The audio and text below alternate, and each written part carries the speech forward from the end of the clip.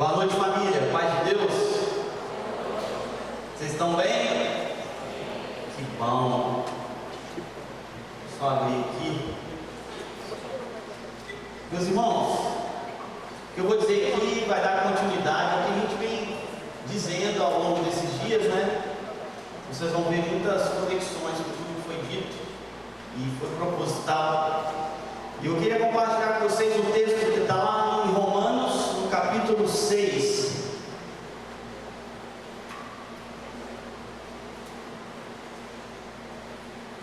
Versículo 5 ao 14, tá bom? Puder abrir aí sua Bíblia. Assim diz a palavra do Senhor: se dessa forma fomos unidos a Ele na semelhança de sua morte, certamente o seremos também na semelhança da sua ressurreição. Pois sabemos que o nosso velho homem foi crucificado com Ele, para que o corpo do pecado seja destruído, e não mais sejamos escravos do pecado, pois quem morreu foi justificado do pecado. Ora, se morremos com Cristo, cremos que também com Ele viveremos, pois sabemos que, tendo sido ressuscitado dos mortos, Cristo não pode morrer outra vez. A morte não tem mais domínio sobre ele, porque morrendo ele morreu para o pecado uma vez por todas, mas vivendo, vive para Deus. Da mesma forma, considere-se mortos para o pecado, mas vivos para Deus em Cristo Jesus. Portanto, não permitam que o pecado continue dominando o corpo mortal de vocês, fazendo que obedeçam aos seus desejos. Não ofereçam os membros do corpo de vocês ao pecado como instrumentos de injustiça, antes ofereçam-se a Deus como quem voltou da morte para a vida, e ofereçam os membros do corpo de vocês a Ele como instrumentos de justiça, pois o pecado não os dominará, porque vocês não estão debaixo da lei, mas debaixo da graça. Essas são as palavras do Senhor, meus irmãos. Eita, não aprenderam não, demos graças a Deus. Até amanhã vocês aprendem, tá bom? Gente, esse texto é belíssimo e tem tudo a ver com o que a gente vem dizendo. Sei que eu fiz, quando vem dizendo isso, eu disse aqui, apontei alguns caminhos de como a gente pode frutificar e ter uma fé mais viva, mais autêntica, mais saudável, como não se viver uma fé morta, como ter um testemunho mais autêntico. E um dos caminhos está nesse texto, que nós apontamos o que não ser, o que devemos ser, mas como que isso pode se dar? De que forma que eu consigo de fato ser um agente de transformação desse mundo? Como eu consigo sinalizar o reino de Deus que já chegou, já se tornou disponível por meio de Cristo Jesus? E esse texto aponta alguns caminhos. Eu queria que você fosse destacando, observando algumas coisas que estão sendo ditas aqui, que é importante para a gente compreender. O primeiro dela, está logo no início do versículo 5: se fomos unidos com Ele na semelhança de sua morte, certamente o seremos também na semelhança de sua ressurreição. Não há ressurreição, não há possibilidade de uma nova vida sem antes o caminho da morte. Não há possibilidade de ressurgir para um novo modo de ser sem antes o caminho da morte. Correto? Isso ficou muito claro aqui. E para nós a morte se dá no batismo, não é isso? O batismo é a porta de entrada na fé cristã.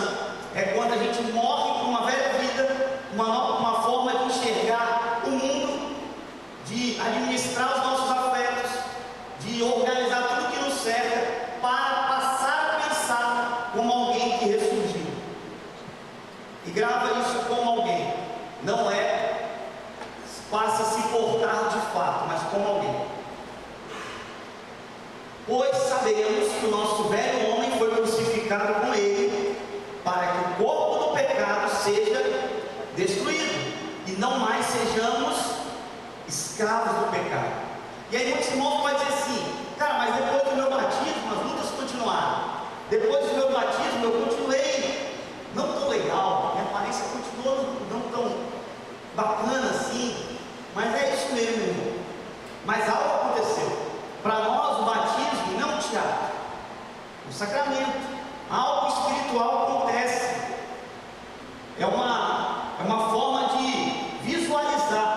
uma graça que é invisível, é uma forma de receber, e o batismo comunica justamente isso. O Espírito Santo me possibilita agora não ser mais escravo dos meus pecados. Não é que os pecados não estarão na nossa jornada, batendo na nossa porta o tempo todo, mas não há mais uma corrente que me possibilita caminhar. As correntes foram quebradas e o caminho de Cristo agora me é possível. Então eu sou liberto para as boas obras, como diz lá em Efésios. E a gente sabe muito bem, às vezes, responder liberto do que eu fui, não para o quê. Eu fui liberto do pecado, mas para o quê? Eu não sei. Eu sei que o Senhor me libertou do pecado, mas para onde? Para o quê? Para que fim? Para as boas obras que Ele projetou, planejou desde o princípio de todas as coisas. Correto? Então o Senhor nos liberta daquilo que nos acorrenta, que nos torna infrutífero, imóvel. O pecado causa isso em nós. Então nós somos agora libertos para amar. O Espírito Santo é um tipo de habilitação para o amor. É como se fosse, nós vamos tirar uma, enfim, quantos já tiraram carteira aqui? A grande maioria, né? Muitas vezes já aprenderam a dirigir com o pai, enfim, tiveram algum tipo de orientação antes. Eu não tive, mas passei um perrengue na hora de fazer a autoescola. Mas, ainda que você saiba dirigir, ainda que você tenha uma certa noção, você precisa de uma habilitação que te garanta que você realmente pode transitar por aí sem ser penalizado. O Espírito é a garantia de que há um lugar reservado para nós. O Espírito é a habilitação para que eu agora, de fato, possa me apropriar dessa nova vida que foi garantida por Cristo na cruz. Correto?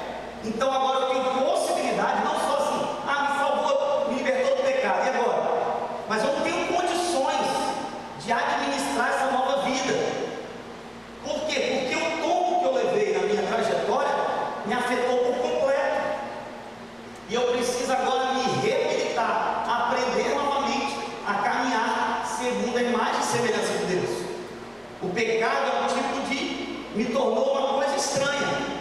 É a forma perfeita, segundo a imagem perfeita de Deus, se desformou, tornou uma outra coisa, uma caricatura. Há resquícios, há digitais de Deus ali? Não se corrompeu por completo. Como diria Agostinho, não tem como alguém procurar algo que nunca soube que perdeu. Há um senso ali de uma busca, que eu sei, poxa, era isso que eu buscava a minha vida toda. Mas eu preciso de uma condição, de uma capacitação para que eu me desenvolva. Então o Espírito Santo me habilita a amar, certo? Então nós somos agora habilitados para o amor. Vamos continuar. Essa foi Ora, se morremos com Cristo, cremos também que viveremos com Ele. Ou seja, nós somos libertos para o modo de viver, correto? Então, como bem disse o Pamplona aqui, você não é salvo para esperar o Senhor voltar para te levar para um lugar que você chama de céu. Não é isso, tá bom, meu irmão? Me ajuda, hein? E o céu não é esse lugar também que a Globo pinta, não. Não é virar poeira de um monte de gente de branco, vestido com água horroroso. Não é isso, não. Que é isso eu não sei, que é realmente o mundo daqui. Mas e não é virar poeira, tá bom?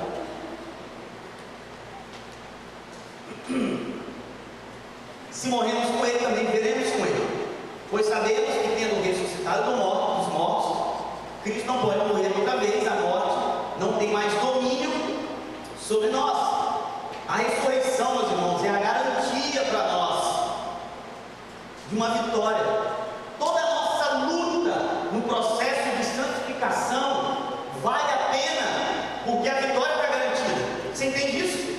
Todo esforço. Por isso que em Jesus há 100% de aproveitamento, meus irmãos. Nada, absolutamente nada é desperdiçado. Nem o choro, nem o suor, absolutamente nada. Pode ser que você não tenha olhos para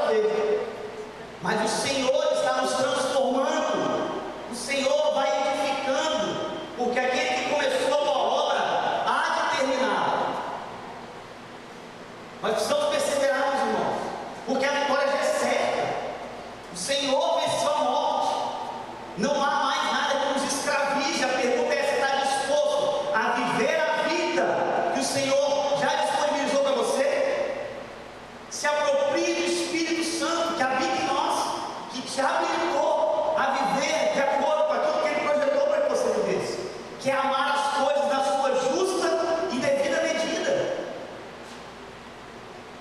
O Espírito Santo faz isso, como eu bem disse aqui, é você aprender a amar todas as coisas, sem idolatrá-la e sem desonrá-la, é colocar as suas coisas no seu devido lugar. Da mesma forma, considere-se morto para o pecado, mas vivos para Deus em Cristo Jesus. Portanto, não permitam que o pecado continue dominando o corpo mortal de vocês, fazendo que obedeçam aos seus desejos. Ele escreveu aqui que o Senhor nos libertou, não é isso? Da escravidão, do pecado e tal, mas ainda assim, portanto, há uma consequência aqui. Diante disso, logo, não façam com que o corpo de vocês, a estrutura, a mentalidade, a razão, os afetos, os desejos, tudo que lhe compõe como ser humano, continue a serviço da injustiça. Pelo contrário, ofereçam os membros de vocês, o corpo de vocês, como quem voltou da morte para a vida. Como quem? Por isso que nós vamos falar hoje aqui de virtudes, de disciplinas espirituais. Nós somos chamados a viver como nós já tivéssemos 100% transformados, mesmo que ainda não sendo. Isso que é uma virtude. Nós precisamos começar a viver como alguém que já passou da morte completamente para a vida, ainda que lutando diariamente contra os pecados, os desafios. Mas esse é o nosso chamado. Viver como cristãos ressurretos, ainda que em um ambiente de morte, de luta e desafio. Nós precisamos emprestar os nossos corpos, reabilitá-los para o serviço. Nós somos habilitados para o amor, e parte da santificação é nos reabilitar para o serviço. Por isso que ele fala: agora façam o quê? Com que o corpo de vocês não mais sirva à injustiça, mas à justiça de Deus. Mãos que apontavam, que condenavam, agora se tendem a serviço do próximo. Mãos que violentavam, agora são as mãos que consolam. Pés que fugiam do Senhor são os mesmos que se prostram. A boca, a língua que mentia, uma língua que só falava mal do irmão, são línguas que abençoam, são línguas que louvam, são línguas que honram. Há um processo agora de reabilitação de todo o nosso ser. Isso é o processo de santificação, pois o pecado não nos domina. A consciência da graça, ela não serve para nos tornar inertes, dizendo: se o Senhor me libertou disso, a vida não está garantida, o que é que eu faço? Nada. Justamente pelo Senhor ter nos libertado e nos dado vida, o convite da graça é se movimentar, é viver, é desfrutar do que já está disponível. Se alguém diante de uma mensagem dessa, uma riqueza dessa, continua e deseja ficar acorrentada porque ela não entendeu o que o Evangelho representa, verdade é essa. Então isso é o que o texto nos ensina. E o que eu queria compartilhar conosco aqui é justamente sobre essa trajetória, essa vida como se fôssemos, como se tivéssemos realmente saído da morte para essa vida plena, essa trajetória de lutas, e que tem a ver justamente com um forjar dessa imagem perdida, desfigurada pelo pecado. Tem um teólogo que eu gosto, chamado Raniero Cantalabessa, que ele diz assim: o pecado é como uma avalanche, do qual o pecado de Adão foi o primeiro punhado de neve a se colocar em movimento, mas com que toda outra neve encontrada no caminho se associa. O pecado de Adão é essa primeira neve, em qual todos os outros punhados de neve que vem diante se associam e formam uma grande avalanche. Isso é o pecado, meus irmãos. E o Senhor quer nos libertar exatamente disso. O pecado, meus irmãos, não é só um desvio moral, um equívoco, é um constante não a Deus, é um constante virar de costas ao Criador de todas as coisas.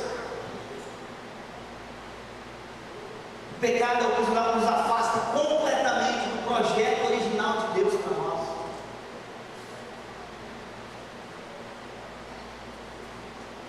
Sem uma compreensão exata do que é o pecado, nem uma visão mais profunda sobre as suas consequências, nós continuaremos como cristãos apenas nominais e não verdadeiros discípulos. Sem entendermos a gravidade do que é o pecado nas nossas vidas e as suas reais consequências, nós seremos apenas cristãos, membros de alguma igreja, mas não verdadeiros discípulos. E a salvação, meus irmãos, não é o resgate de um tombo apenas na existência, mas a libertação para se viver uma vida de verdade. Salvação é isso, meus irmãos. É a libertação para se viver uma vida de verdade. E o caminho para o desfrute dessa vida inevitavelmente passa pelas disciplinas. E antes de dizer o que é disciplina, eu quero dizer o que não é disciplina espiritual. Eu queria que você ficasse muito atento.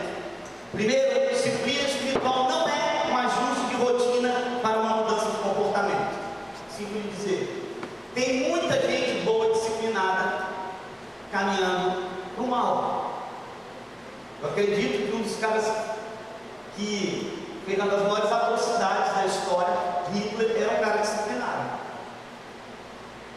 Eu acredito, a mobilizar o que ele mobilizou, para fazer o que ele fez, uma certa disciplina ali.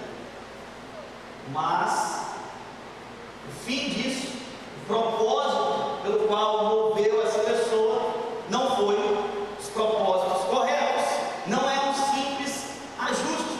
Um ajuste de rotina, o terapeuta pode fazer, o psicólogo comportamental pode fazer, mas as disciplinas espirituais não são isso. Não é uma forma de autopunição.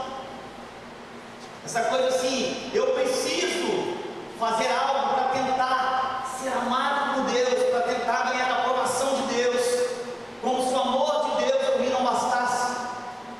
Não é isso.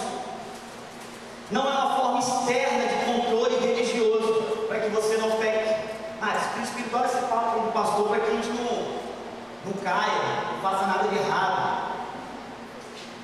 Também não é uma prática só de grandes mestres espirituais. Isso é coisa de gente que está muito acima de mim. É gente que está na caminhada já há muito tempo, que tem um conhecimento teológico gigantesco. Não. Também não é um assunto a ser aprendido. O Evangelho gosta muito disso. Gosta de dar palestra. Disciplina espiritual não é um assunto a ser palestrado. É um caminho a ser trilhado. Doloroso, repetitivo, requer de nós perseverança. E não é também uma forma de se salvar. Não é. A força de vontade jamais será bem sucedida na luta contra os hábitos pecaminosos arraigados em nossos corações. Vou repetir. A nossa força de vontade jamais será bem sucedida na luta contra os hábitos pecaminosos arraigados em nossos corações. Jamais, jamais a nossa força de vontade será bem sucedida. Então, o que são as disciplinas espirituais? Anote aí. Meio de reconfigurar a forma, recuperar o conteúdo e redefinir os propósitos. Nós recuperamos a nossa forma, como imagem e semelhança de Deus. Vamos aprender agora a andar como discípulos de Jesus. Emprestamos os nossos membros a Cristo, para que membros de injustiça passem a responder como membros de justiça. Recuperamos o conteúdo, a ética. Nós começamos agora a entender qual é o norte, o que fazemos, por que fazemos, como fazemos. Segunda coisa, é uma atividade que está ao nosso alcance e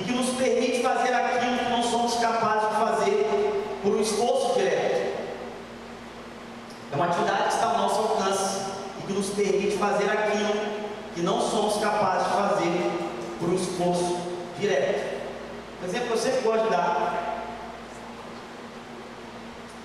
é o de dirigir.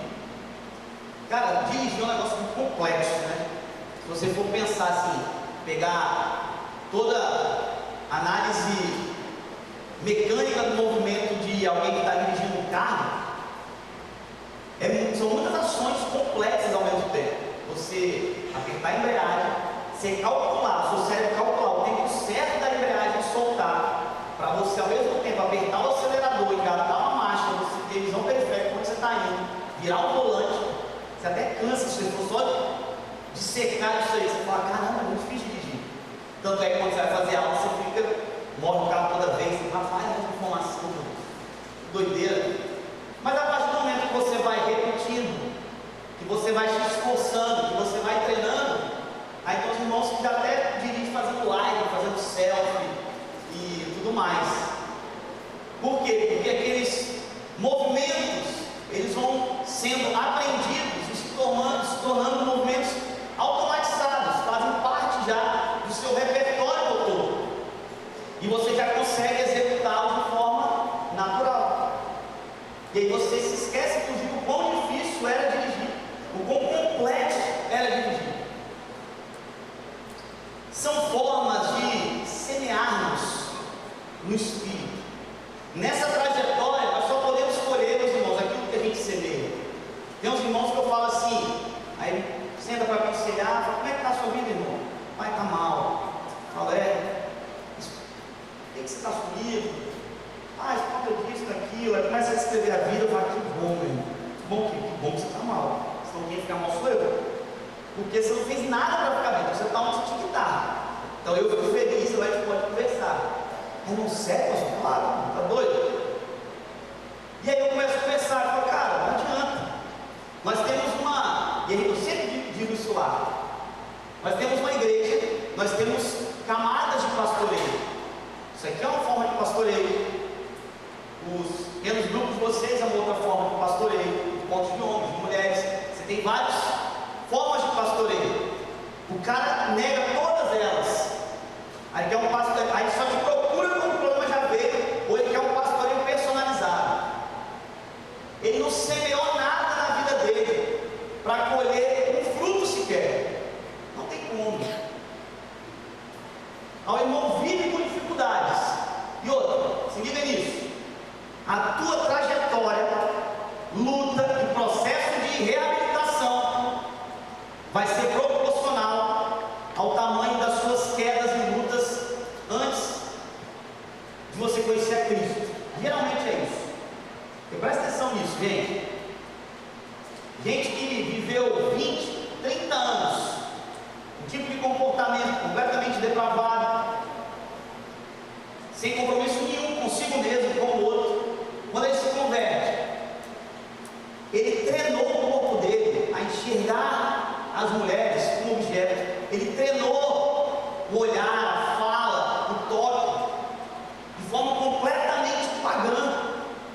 Você acha que essa transformação é mágica? Óbvio que não. Quando já fizeram fisioterapia aqui, levanta a mão. Fisioterapia é chato, né, mano?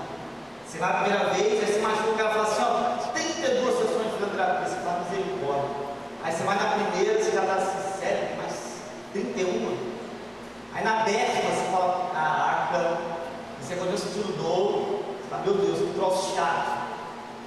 Por quê? E você, se você for muito desatento, você não consegue ver que você está melhorando. Mas no final das suas sessões, você fala, caramba, eu não estava conseguindo estender meu braço, eu estou estendendo. Olha que milagre. Mas isso requer de você o quê? Perseverança, paciência, constância na repetição de movimentos que foram imobilizados por conta de uma queda, uma fratura. E você precisou repetir, até ganhar extensão novamente daquela articulação que foi danificada.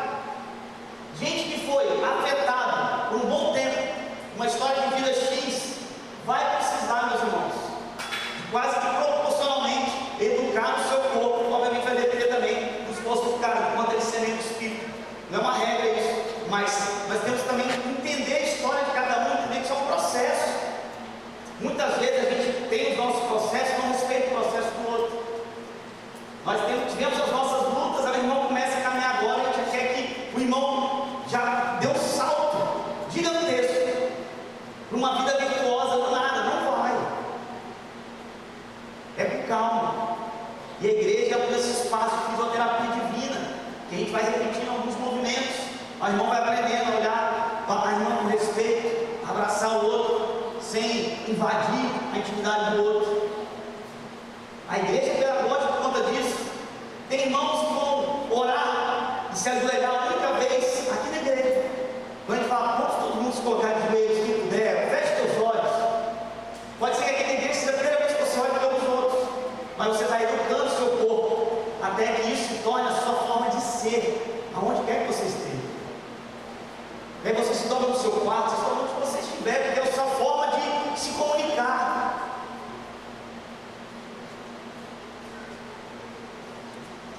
São meios que o Senhor usa para trabalhar em nossas vidas, no chão comum de nossas caminhadas. Meus irmãos, e as disciplinas espirituais, elas vêm entre duas coisas que a gente falou o tempo todo aqui.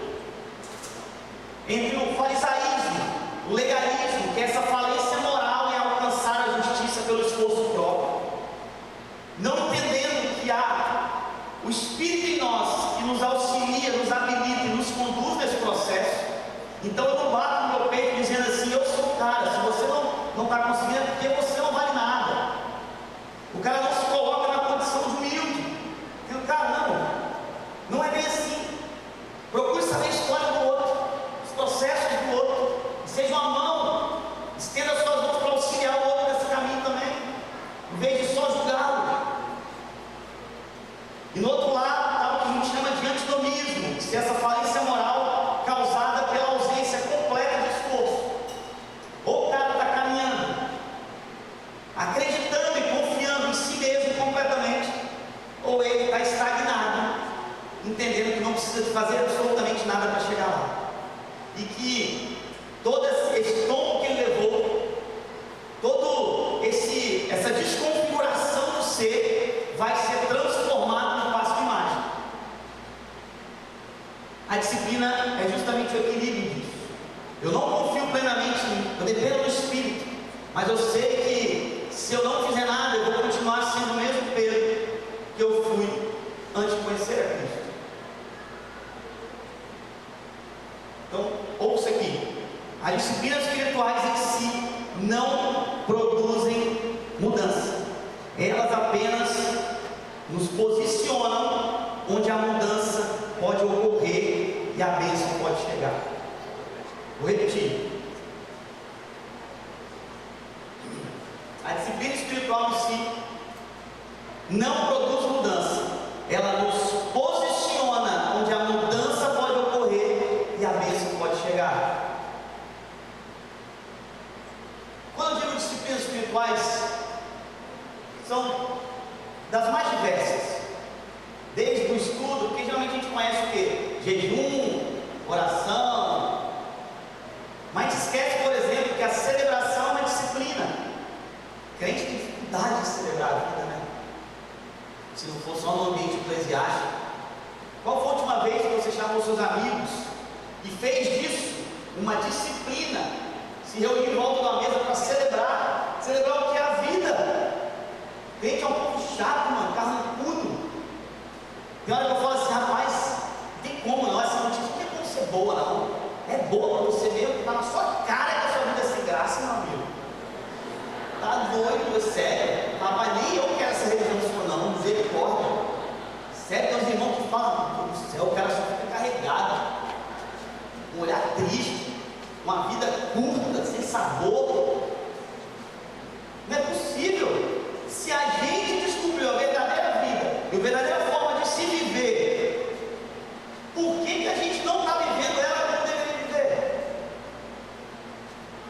Ser uma pessoa que celebre o que? O fato de você estar vivo, de ter amigos, de ter uma casa, de ter o que comer. A sua vida deveria ser uma grande celebração.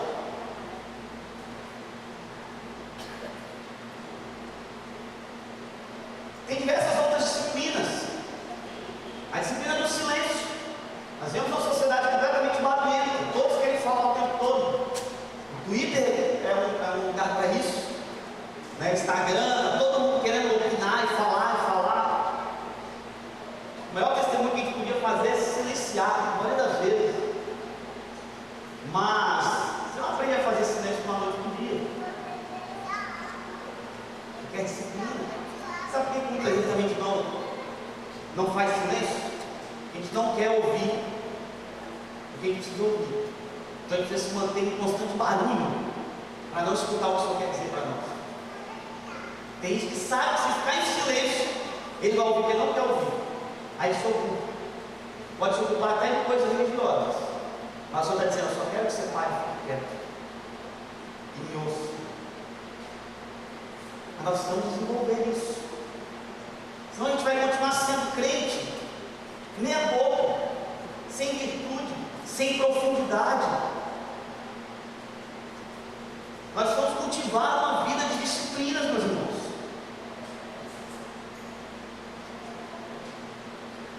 Porque é só por meio da disciplina que eu tenho alguma condição de mudar e ser abençoado. Não há outro caminho. A disciplina em si não produz a mudança, mas ela me localiza onde eu posso ser mudado e de fato abençoado. Eu não consigo. Eu odeio ler. Como é que eu faço para gostar? Ora? Óbvio que não, comece a ler.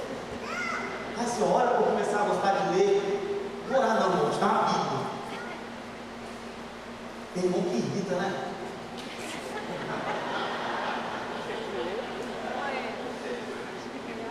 Pastor, ora para eu ter mais paciência. Não, vou estar irmão muito chato do seu lado. Aí você vai ter paciência. Não é isso? Como é que eu me torno alguém paciente? Quando eu sou inúmeras vezes tentado a ser muito impaciente, até que eu me torne de fato paciente. Aí eu me comporto como já se fosse, ainda não sendo, até que eu seja quando eu sendo.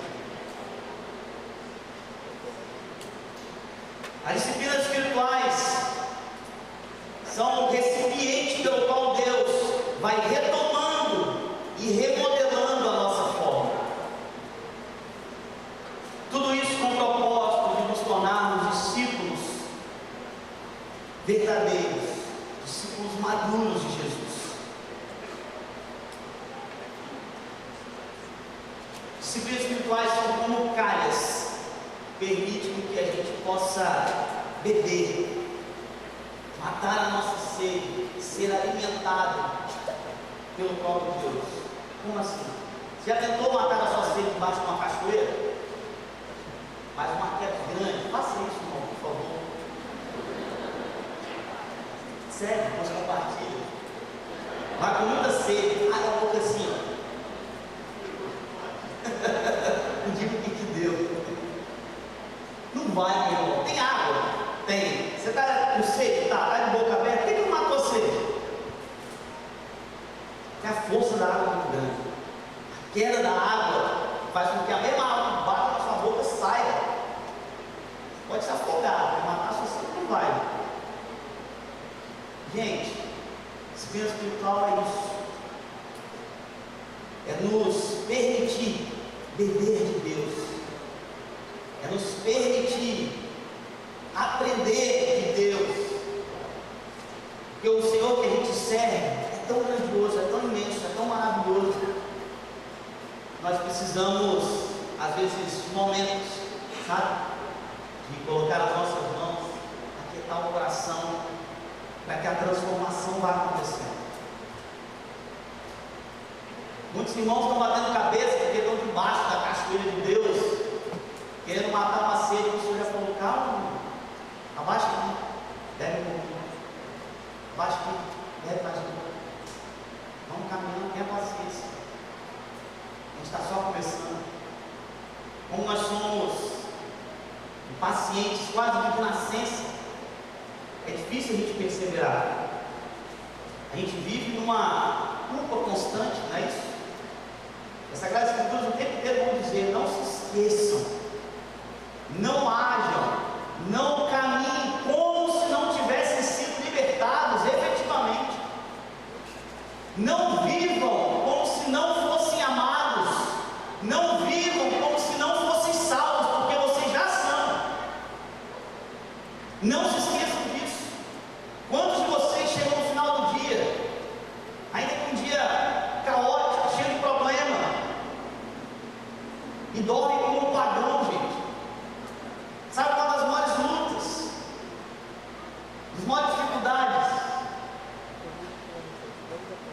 É termos a convicção plena de que somos filhos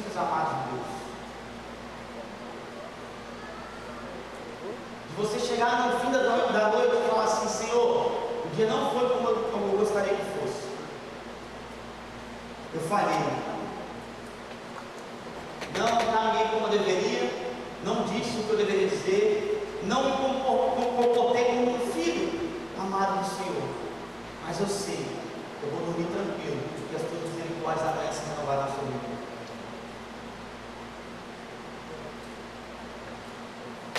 Isso não é encarar a graça de forma barata.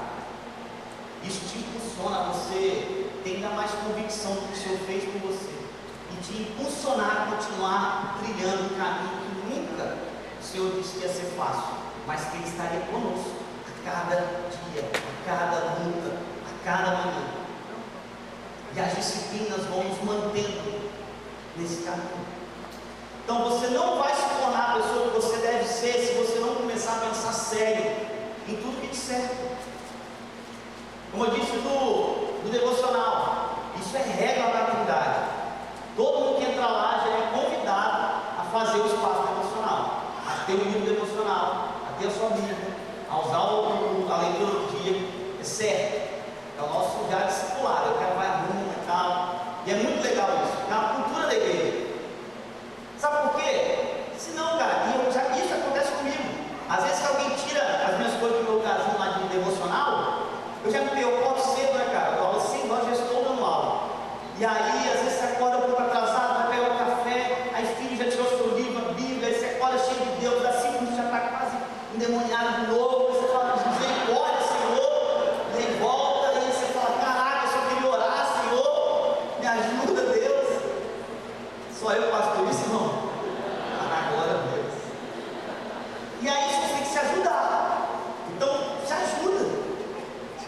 Faz uns passozinhos, facilita a sua vida. Não irrita Deus não.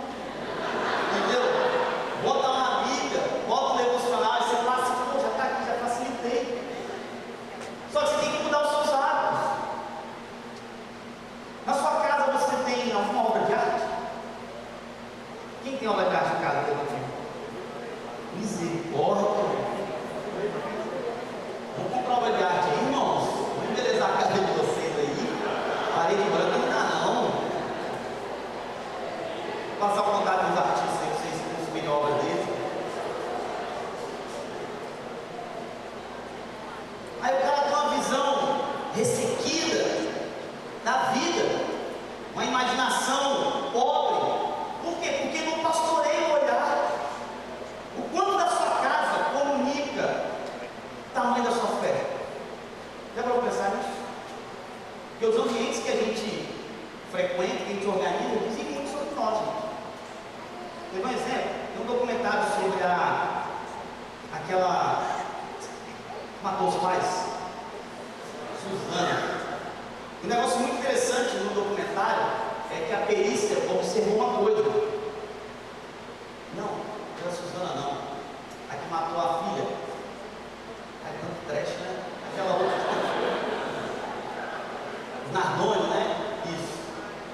É uma coisa que eles observaram no apartamento era a frieza do ambiente. Quem viu esse documentário disso aí? Vocês viram essa parte? Muito interessante isso, cara. E tem estudo sobre isso mesmo. Era um ambiente que você não tinha traços de afeto. Cara, uma casa com criança, se não tiver bagunça, está errado. Você, eu tenho 3. No começo eu demorei também, gente, porque casa arrumada para mim é um negócio, casa bagunçada me irrita muito. E é um negócio interno assim que é uma luta, meus irmãos. E aí eu fui, pô, tinha um filho, começou a bagunça minha. Falei, opa, aí eu tinha um cachorro. Aí eu adotei mais um. E aí comecei a ter plantas e veio outro filho. Falei, rapaz, tem um problema na minha vida. E aí o negócio começou a ficar difícil. Aí quando veio o terceiro, eu larguei. Falei, rapaz, não é possível não. Ou você vive ou você arruma casa. É sério, eu falei, rapaz, vou. Aí toda hora que eu desisto. Mas isso é uma verdade, gente. Sabe essa coisa de gente que tem filho, a criança não pode respirar? Falei, que é menino? Não respira, não olha pro lado, hein? Vovó não deixa. Aí aquele sofá intacto, gente, pelo amor de Deus. Sofá é para rasgar, parede é para riscar.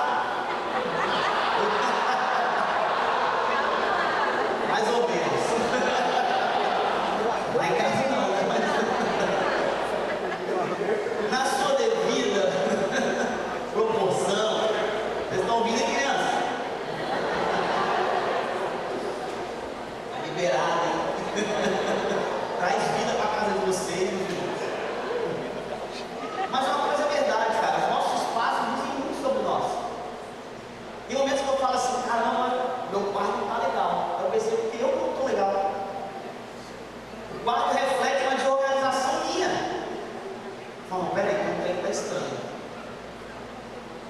Então, quando a sua casa reflete a sua fé, quando eu digo de arte, gente, é isso, as pessoas entrarem e ter uma comunicação visual que você acredita, um ambiente que comunica a vida. Planta de verdade, arranca de plástico em nome de Jesus. Você vai hoje tirar isso. Eu sei que você vai. Ainda vou dar uma dica. Cara, não tentar terra, não sei o que. Pega uma garrafa, enche de água, igual de bote, não vai matar. Mas você vai pegar dentro, mas matar você não vai. Você esquecer de trocar. Mas nem resolve, irmão. Entende? Isso tudo faz parte, gente. Isso é um tipo de disciplina que faz parte do seu corpo. Ah, o seu filho não cresce vendo nada disso. Mas você não sabe que o filho cresce ou não cresce. Entende? Isso são mínimas coisas, gente, mínimas. A luz que traz um pouco mais de calma para o ambiente. E você vai disciplinando, sabe? O lugar onde você habita também. Isso tudo, gente, não é periférico. Sabe por quê? O Senhor criou todas as coisas de forma muito perfeita. Muito perfeita. Você acha que Deus criou esse universo com cores diversas, texturas das milhares, gostos maravilhosos? O Senhor criou seu paladar com milhares de papilas gustativas para você só empurrar comida para dentro? Sim ou não? Por que você não sente gosto da comida direito, meu irmão? Por que você come de qualquer jeito? Você come com pressa? Por que você não come alimento de verdade? Você está ignorando parte fundamental da imagem de Deus, que é a sua língua. Ele poderia ter criado você só para matar sua fome. Por que ele criou gosto nos alimentos? Ele poderia ter projetado o quê? O ser humano tem fome, coloca alimento para dentro, dá energia e anda. Mas não, tem sabor, tem notas, tem várias nuances, gente, que requer de nós disciplina, atenção e esforço para perceber. Uma coisa que eu digo e repito: não existe orações gratas sem olhares atentos. Quanto mais atenção você cultiva na tua vida, mais grato você vai ficando, porque você passa a perceber detalhes que antes passavam despercebidos. Você começa a ver que o universo criado por Deus é muito mais belo do que você imaginava. A tua casa ganhou um outro sabor. Uma casa que antes você não queria ficar lá dentro, agora é o lugar que você mais quer habitar. O momento com o seu filho, você ficava agoniado, agora é o momento que foi ressignificado. Mas você precisa desejar essas coisas. Você precisa se esforçar para que tudo isso ganhe sentido real e verdadeiro. Mas você percebe que a reconfiguração é completa, do paladar ao olhar. O Senhor quer nos santificar por inteiro, meus irmãos. O Senhor não te salvou pela metade. O Senhor não salvou a tua cabeça ou o teu espírito. Ele te salvou como pessoa. Ele te salvou como Aldair, como Pedro. Ele te conhece por inteiro. Ele te conhece as suas lutas. Ele conhece. E é você que Ele quer usar. É você que Ele quer santificar. É você que Ele quer libertar. É você que Ele quer que viva a vida por inteiro. Nós cristãos deveríamos ser questionados de forma positiva. Não faz para mim o que você diz. Qual foi a última vez que alguém chegou para você e disse isso? Quero ver se está vivendo. Por que as pessoas não são atraídas pelo seu jeito de viver, de encarar a vida? Às vezes é porque ela deixou de ter sabor. A gente não gosta de vida de esforço nenhum. Quem está nas trevas não tem desejado a luz, vai ser porque a luz que tem saído de você é pouca demais. O Senhor quer mais de você. O Senhor quer mais de você. Pergunta quando você está disposto a realmente se posicionar para que você possa ser mudado e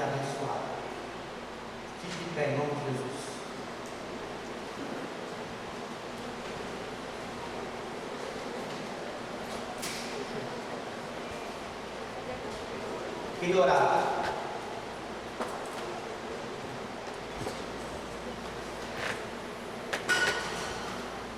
Não sei o quanto disso aqui fez sentido para você. Não sei quais são as decisões que você precisa tomar.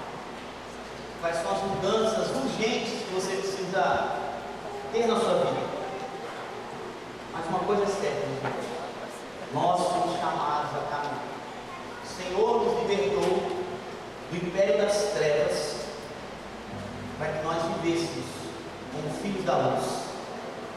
Não é possível, estando libertos do pecado, não vivamos como filhos da ressurreição.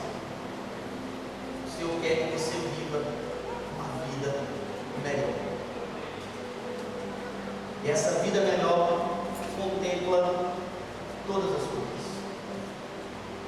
Você está disposto? Não é uma escolha fácil. O caminho da ressurreição, mas tem a cruz, tem a morte, tem a renúncia. Mas é o único possível caminho para se viver uma vida verdadeira. Não há verdade fora desse caminho. Não há vida fora desse caminho. Não há possibilidade de desfrute fora desse caminho. Eu queria que você fechasse os seus olhos. Pode ser que hoje seja o primeiro dia da tua semana que você vai ter um momento com Deus, você vai orar. Eu queria te incentivar a fazer isso. Se o Senhor te levar a ajoelhar, sem joelho, se Ele te levar a sentar, meditar, escrever, eu não sei o que o Senhor vai te levar a fazer, mas eu queria muito que você fosse honesto com o Senhor. Senhor, tem muitas coisas que foi dito que eu não tinha pensado. Senhor, tem muitas coisas que eu preciso me posicionar, que eu preciso mudar. Eu estou vivendo como alguém que não foi liberto desse império das trevas. Eu sei que eu sou da luz, mas continuo desejando o império do qual já fui resgatado. Deus, eu preciso aprender a ser grato. Eu preciso aprender a amar mais a minha família, a cuidar mais da minha casa. Eu preciso. Espírito Santo de Deus, aquele que nos habilita a abraçar essa nova vida concedida e dada por Cristo, nos ajude. Espírito Santo de Deus, aquele que pode nos convencer de tudo, venha sobre nós, venha sobre os nossos corações, venha sobre a tua igreja, Pai. Santifica-nos. Espírito Santo, vem, visita-nos e enche-nos, ó Pai. Vem, visita-nos e enche-nos, Espírito Santo. Nos capacita a ser aquilo que ainda não somos, nos ajude a ser aquilo que precisamos ser. Esquece aquilo que um dia fomos.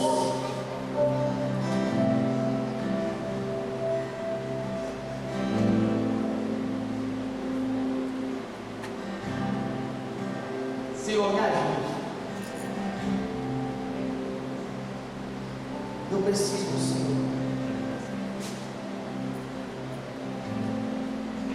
Venha sobre mim.